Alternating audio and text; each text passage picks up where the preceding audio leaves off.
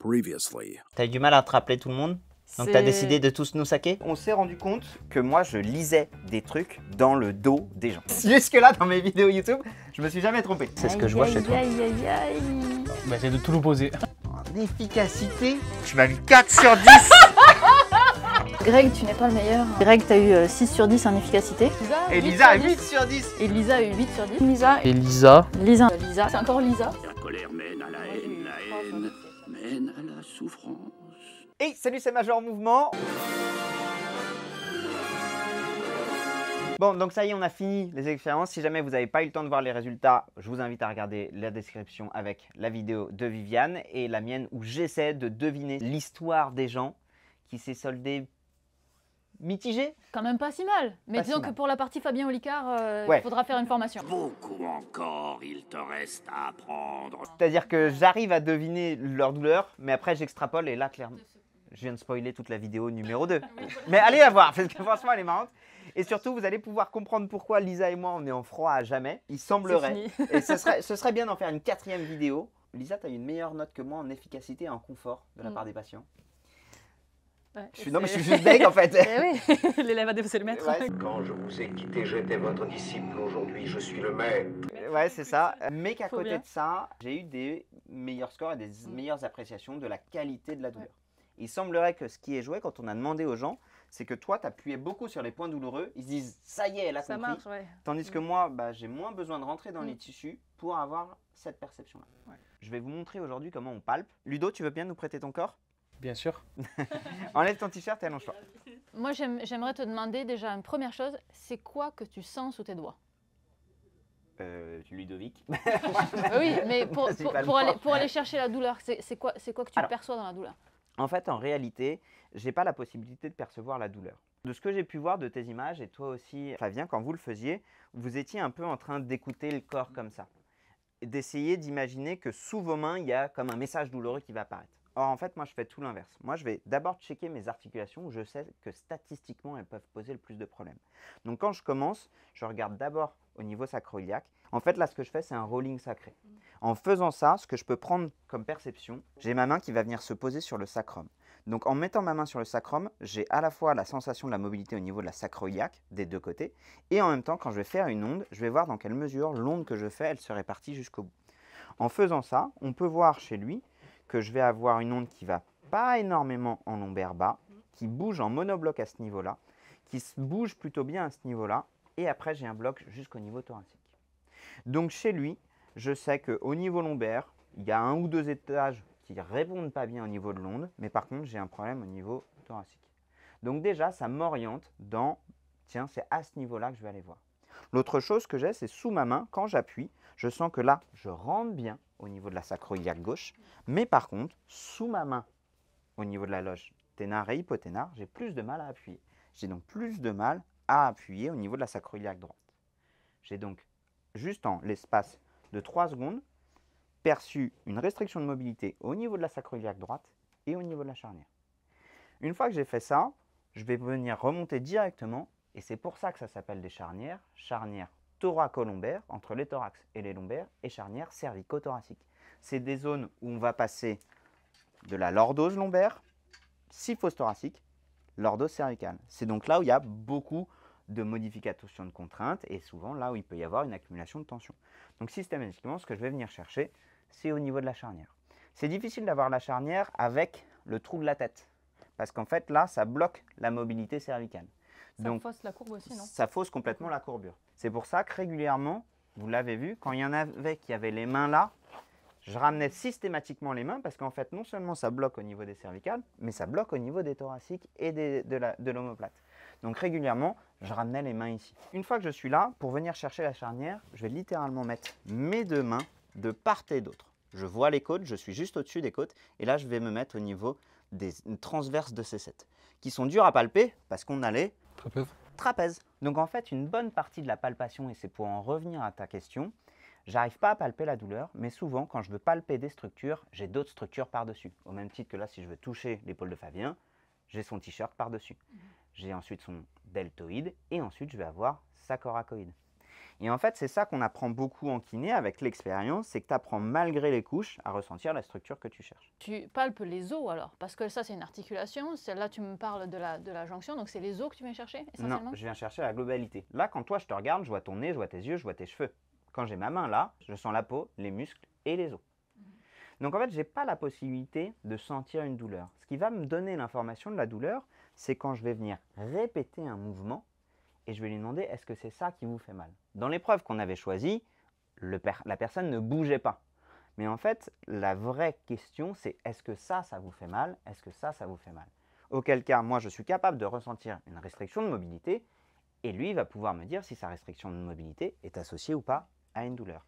Donc techniquement, tu ne peux jamais sentir la douleur. Non. Tu es obligé de demander, tu as des pistes sur comment est-ce que tu penses que le dos fonctionne, et parce que tu penses qu'il fonctionne comme ça, tu vérifies que ces points-là sont douloureux ou pas. Exactement. Ça, c'est ce qui a probablement de plus fiable. Mais maintenant, on l'a vu que finalement, entre toi qui n'as pas du tout d'expérience, toi qui as une très légère expérience, et encore une fois, en première année de kiné, principalement, ce qu'on apprend, c'est le corps sain.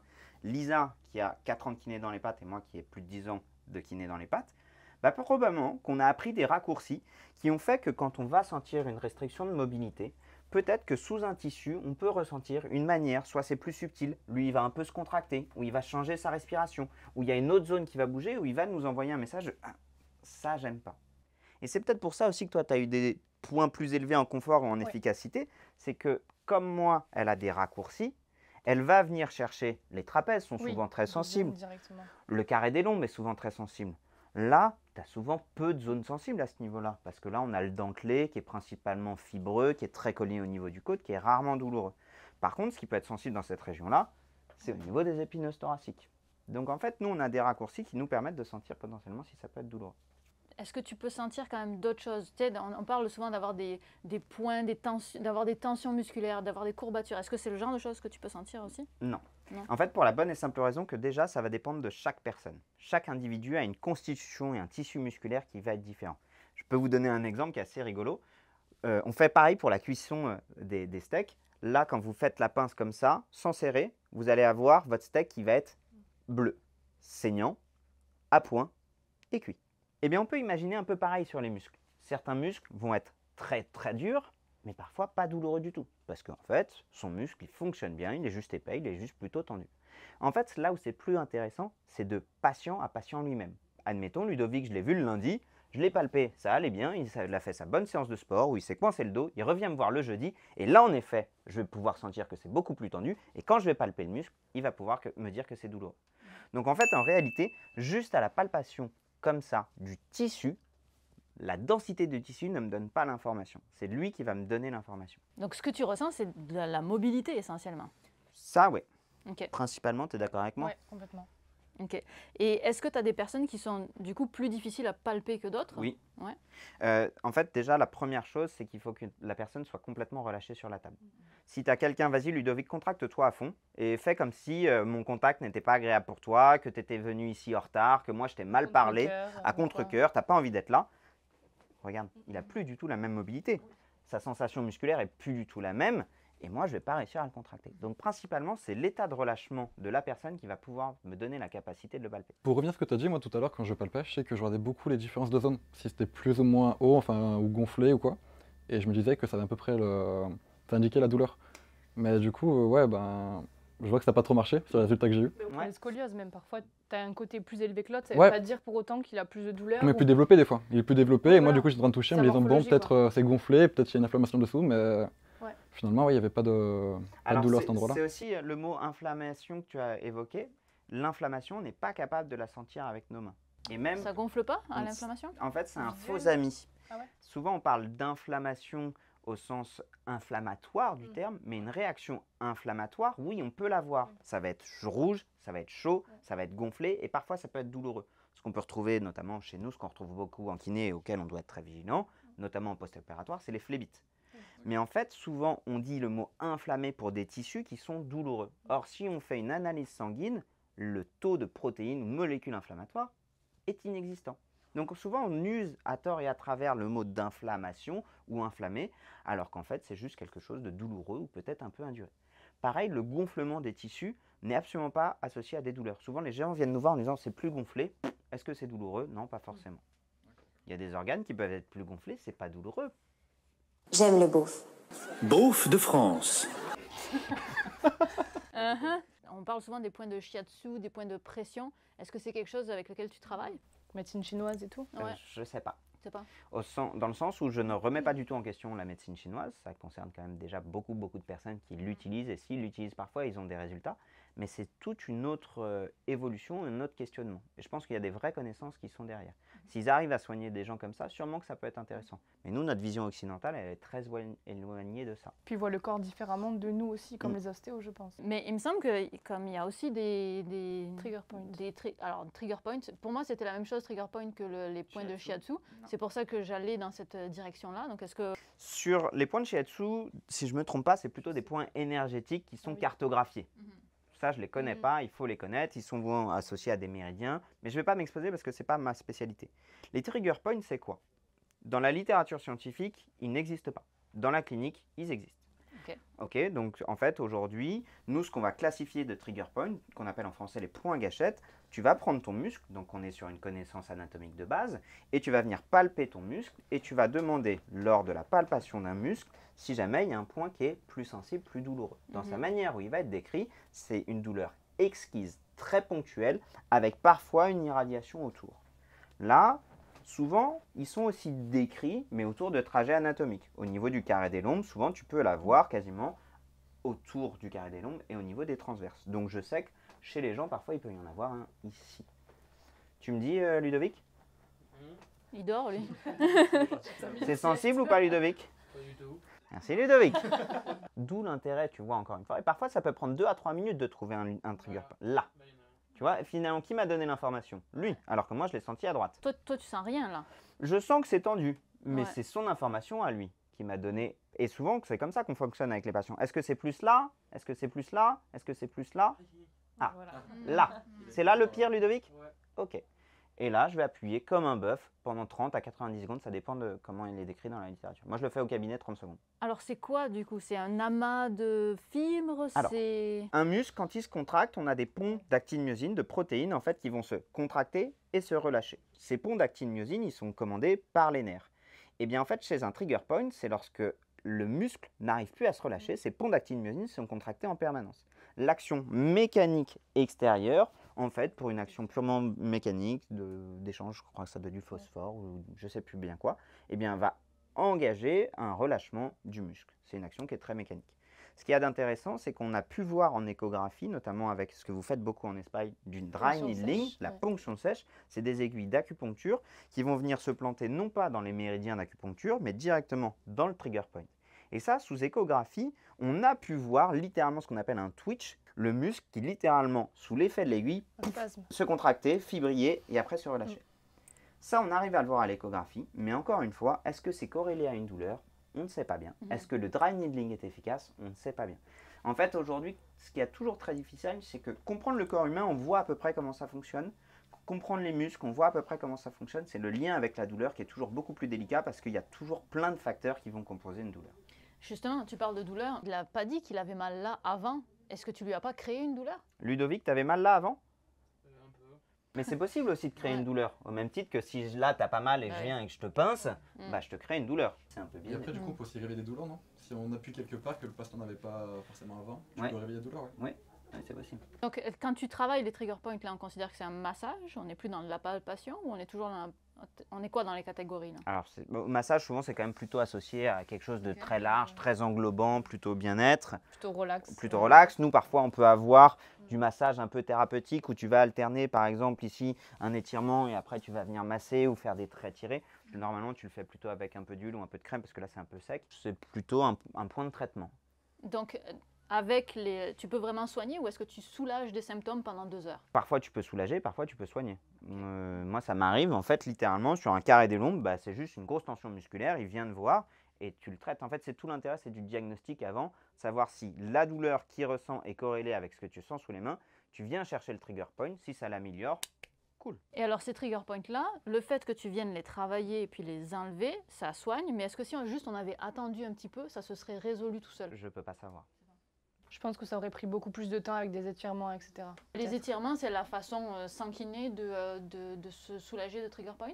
Ouais, en gros, de ce qu'on sait, c'est que probablement nos outils qu'on utilise sont beaucoup moins spécifiques que ce qu'on pense. Ça veut dire que, ok, le trigger point, je t'en ai parlé, on le voit et ainsi de suite, mais en fait, si on repense juste à ce que c'est, qu'il y a un point de tension musculaire, tout ça au prisme de la douleur, finalement, parfois un massage peut faire passer un trigger point, parfois une bonne gorgée d'eau peut faire passer un trigger point, parfois un étirement, parfois un traitement trigger point, parfois juste le fait de penser à autre chose. Encore une fois, on a des outils. La vraie question, c'est plutôt de se dire, qu'est-ce qui m'amène à utiliser cet outil et dans quel cas, finalement, un trigger point qui serait un point de 30 secondes est peut-être plus rapide, plus efficace qu'une bonne nuit de sommeil ou qu'un massage de 25 minutes, quoi. Alors là, il y a quelque chose avec l'exemple que tu viens de prendre. Moi, j'ai des problèmes de tendon d'Achille. Avec ce qu'on vient de dire, j'ai envie d'y aller toute seule, moi toute seule sans expérience, puis d'enfoncer mon doigt dans mon mollet, puis d'aller chercher des trigger points, puis de rester pendant 30 secondes à le masser pour le relâcher. Est-ce que c'est dangereux de faire ça? C'est pas dangereux, mais ça peut l'être. Encore une fois, le trigger point, c'est un outil, c'est pas une finalité. Le traitement par trigger point, ça répond à ton outil. Moi, ce qui m'intéresse, c'est pourquoi tu as mal au tendon d'Achille. Encore une fois, d'un point de vue statistique, ce qui explique une douleur au tendon d'Achille récurrente, c'est rarement un trigger point, mais plutôt une sorte de tendinopathie d'Achille qui serait plus liée en fait à ton rythme d'entraînement, à ta capacité de remise en charge, à ton alimentation, à ton sommeil et potentiellement à tes chaussures et à ton sport. Si tu vas chercher un trigger point régulier là-dessus, c'est que pour le coup, vraiment, tu soignes le symptôme. Parce que si c'est vraiment une tendinopathie d'Achille, le traitement par trigger point n'est pas un traitement efficace sur une tendinite chronique.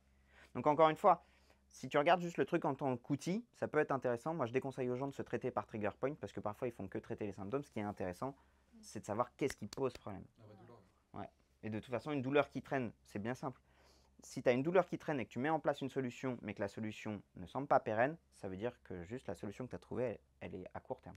J'ai fait de la lecture avant de venir ici et j'ai l'impression qu'il y a beaucoup d'écoles sur comment est-ce qu'on s'occupe du dos de quelqu'un. Ouais. Donc, comment est-ce que toi, tu sais que ta technique, elle est meilleure ou t'en sais rien? Je ne sais pas, je n'ai pas la prétention de pouvoir dire qu'un kiné est meilleur qu'un ostéo ou meilleur qu'un chiro.